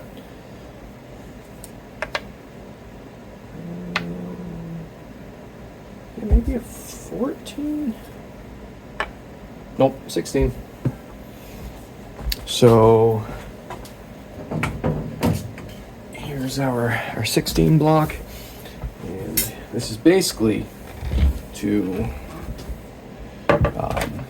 make sure that just to get the finish off of the top of the frets. So I'm not really going to do much grinding. This really shouldn't need much, but I might switch out for a 20. It looks pretty flat up there. Let's do our flat bar. That might work better.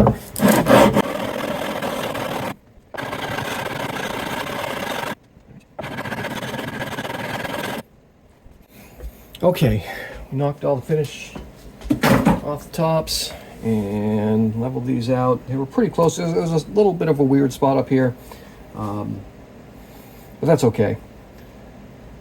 And for those who, why don't you mask it off? Because this finish is still curing. I don't want to put tape on it. I don't want to risk, if I pulled a chunk of finish off this, I'm pretty sure this would be my last YouTube video ever. So, I'm not going to do that.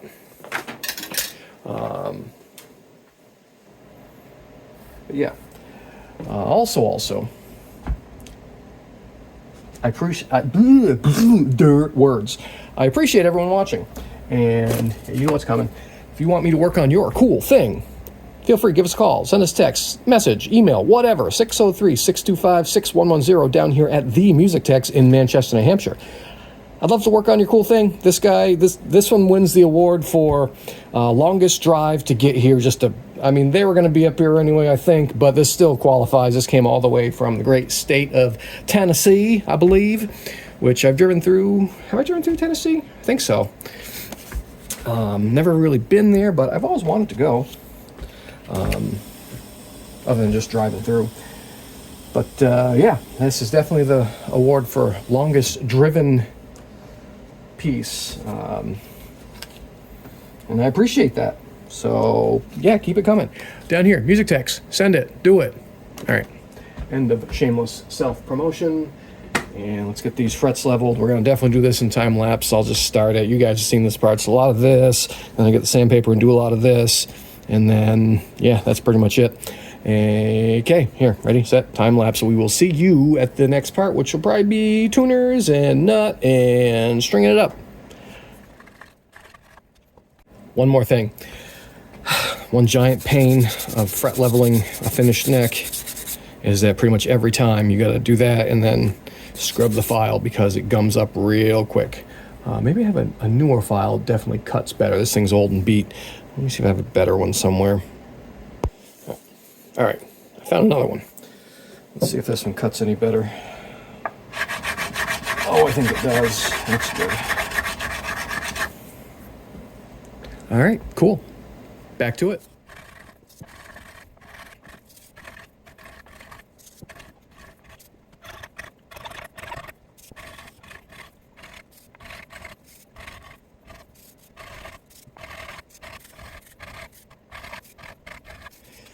All right, you guys see how it's going. Like, I gotta clean the file, what, 3 times per fret? So this is gonna take a while. It's also really tough on the old fingers and phalanges and whatever. So I'm not gonna video the rest of it. But again, you guys have seen it being done. You've seen it been done before. Let's put some tuners on it while I'm letting my hand recover for a minute and get that all ready to go. Here, come on up here. We'll put these tuners on. Give us something to do when the fingers decramp.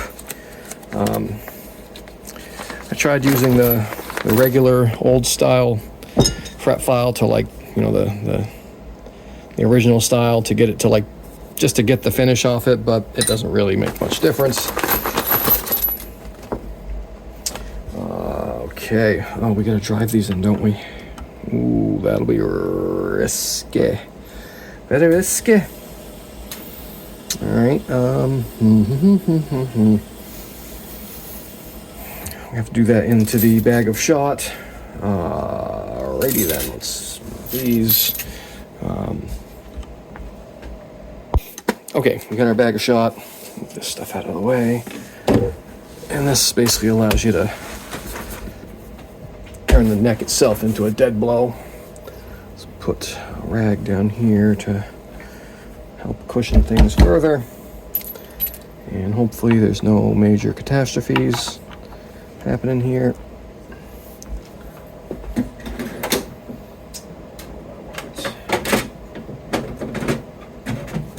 An actual dead blow also, so double dead blow.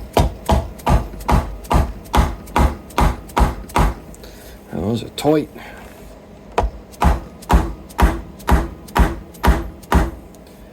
Oh, I don't know if I like that. I may have to do some extra reamage on some of those. I'm not going to take that one back out because I'm worried it'll chip that finish. But I don't like how those are going in. No, sir, I don't. Let's use something to drive that with. Go. That's gonna slip off. Nope, that's a bad idea. That's a bad idea. I need a good. Where's my? I had a drumstick that worked good for beating things. All right, I don't have the drumstick, and it was too small anyway. But this might work. Here we go. That's better. But I'm going to alter the holes in the next one.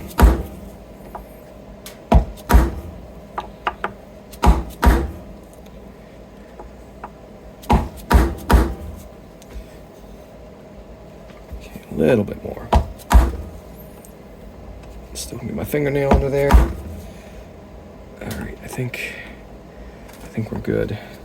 But I don't like having to pound on it that hard. Let's see here. What can we do to help? I think that's what we're gonna do. We're gonna take this here reamer, and we're gonna reamer. Mabosh. Let's see what this does, because this one is right where that seam goes to. So I definitely do not want to. Power. Definitely do not want to blow apart that. That's much better. Let's see, do I have something that'll... Let's go a little bit more. How about that?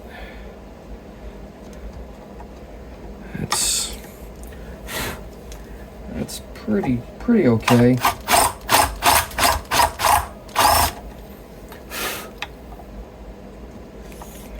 I'm going a little more.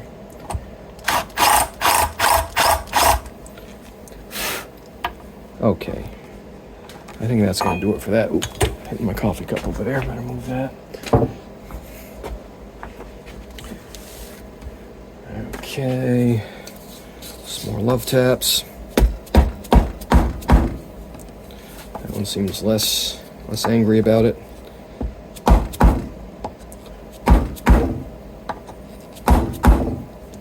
Yeah, that one went in a whole lot easier. So let's do that with the other ones. Yeah, that looks good. Cool.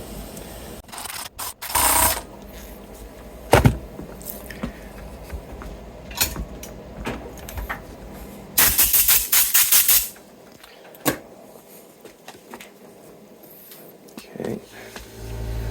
There's that compressor again. I swear I've got a leak somewhere. Again.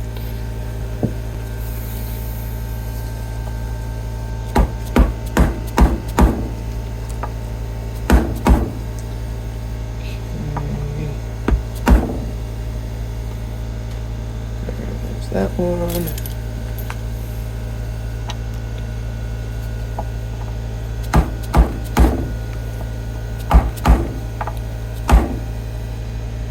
A little more. Oh, this is spruce. Shouldn't be beating on this like that. Oh, this was, I think, a post for an upright or something. Oh, well. I guess I should have read my own note, but you know what? We already started, so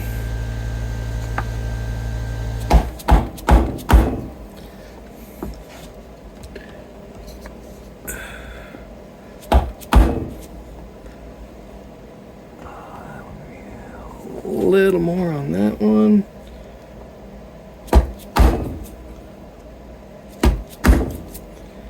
Okay, I think we're good.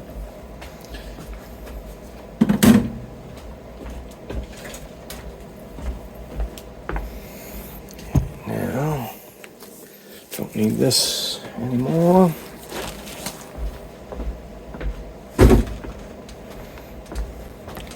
Hands are starting to get a little less crampy.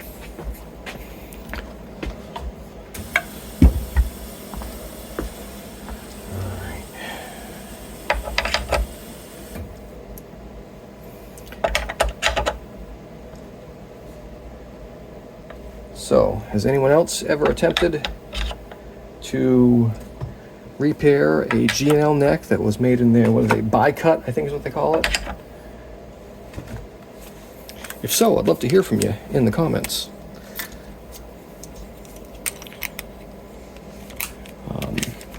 But here, maybe while I'm doing this, I can tell you about what we did. So again, we split it, and I'll put in some pictures. Split it this way, and then I tried to glue it back together as straight and as clean as possible. But when you're trying to clamp this side, there's just nothing you can do. So I basically had to just hope, and it still left a line and an open spot, and the truss rod wouldn't work, just would have opened it right up. So I routed this down through and basically just put a block. You'll see a picture, but I put a long block of Wenge up against the side, and this basically freehand routed it down. That's how we roll around here. Came out pretty good. And then put in a piece of, I think there's the side of a fingerboard that I still had kicking around, made that into a skunk stripe, and it also reinforces that truss rod channel. So that's how that went. All right, let's time lapse these screws into their proper holes. Ready, set, time lapse.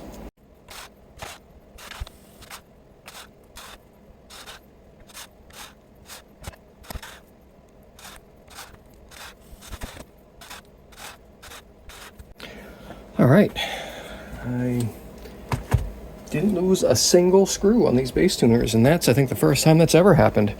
Almost every time I've ever taken a full set of bass tuners off, I've lost a screw. I don't care if you put them like on a magnet, into a case, on a thing, or wherever. It just doesn't, you always lose one. But I didn't this time. Yay me. All right, here, we'll put this, you know what, I'll put that back on after I put the strings on. Why make it difficult for myself? Okay, so back to fret leveling, and then if we don't have people coming in by then, we'll do some stringing, but otherwise it might be just time lapse. I don't know, we'll see. You guys know how it is around here.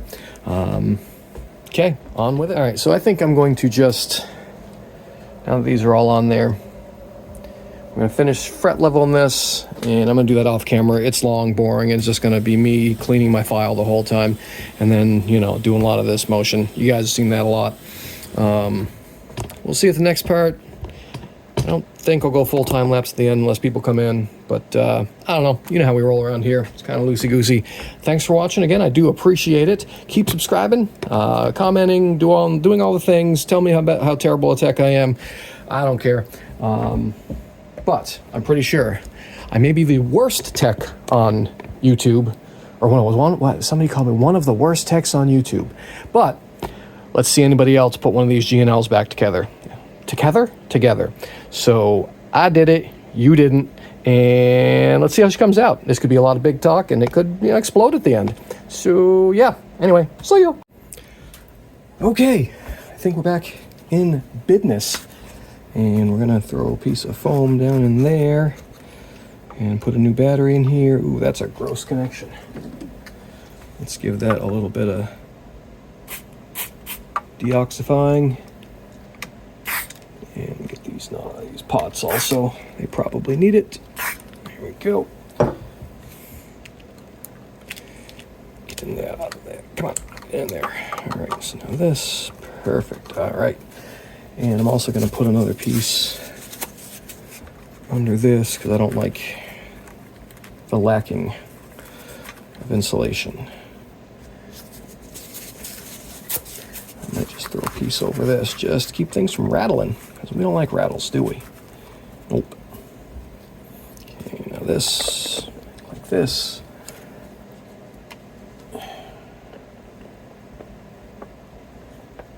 Okay. More Bosch.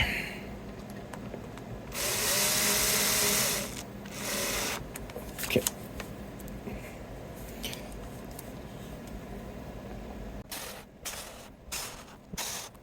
Get all my dirty deoxit prints off of it.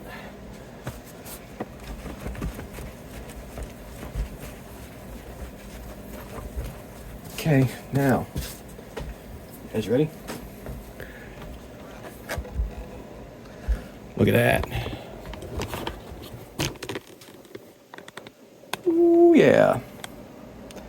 Nice and shiny. I did not buff out this neck because, again, I don't want to damage this finish that's probably still a little soft. I don't want to take a chance. It could be rock hard, but again, not going to risk it. Got some new strands, the Daria.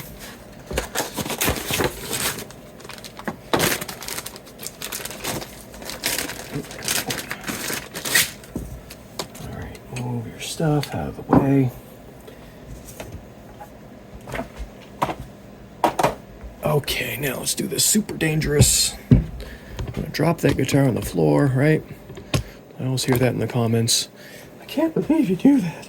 Oh no. Because all of a sudden gravity's gonna increase right here, right? And just...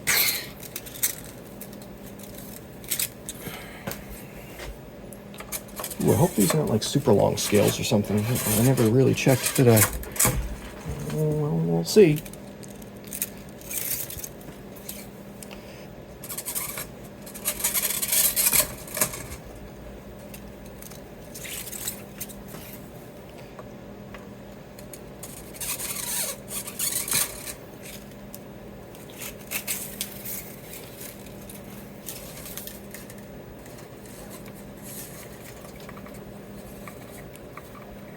Uh-oh. One, whoops. Wrong hole! Come on. Oh.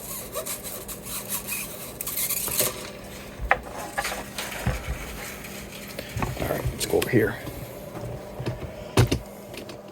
Sorry about my crap. I haven't put everything away yet. Excited to get this done. Now that I'm officially first tech, certainly on YouTube, to repair a G&L neck like this. Possibly in the entire world. What do you guys think? Am I full of it? Probably, but I still could be correct.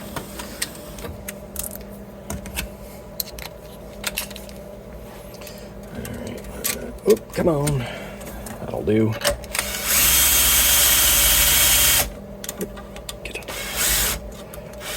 Oh, that's right, G&R tuners are different, aren't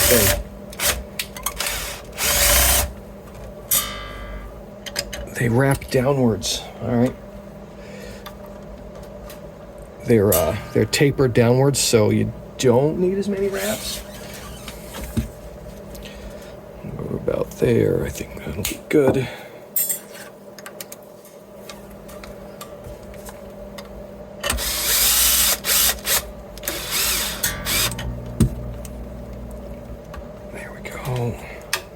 Which is another good design by them. All their tuners. Well, I'm going to clip a little more of that one. But even their guitar tuners will automatically push the string downward, which is pretty cool. So let's get a little less on this one. We don't need it to be all overlapping.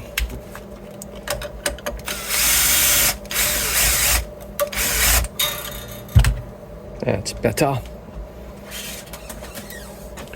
It's just a habit of mine to wrap bass tuners real low. There.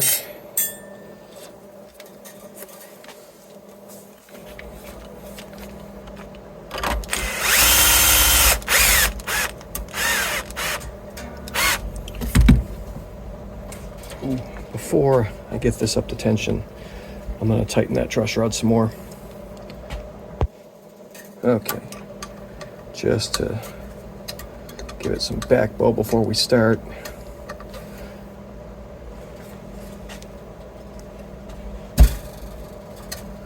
Almost.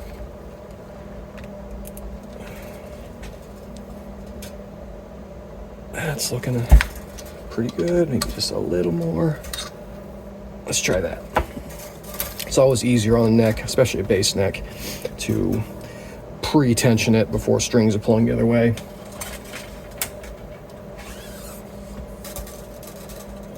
Let's do that there.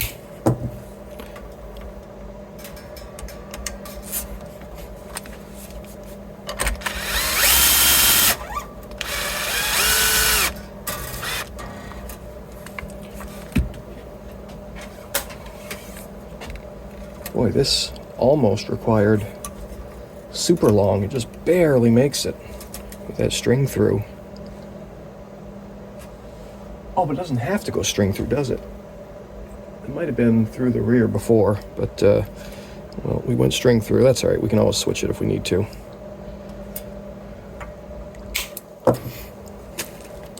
Forgot this thing will top load also.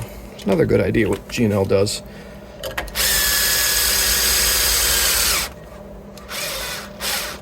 Ooh, I might have to on that one. Oh, man. Oh, people are here. Time naps.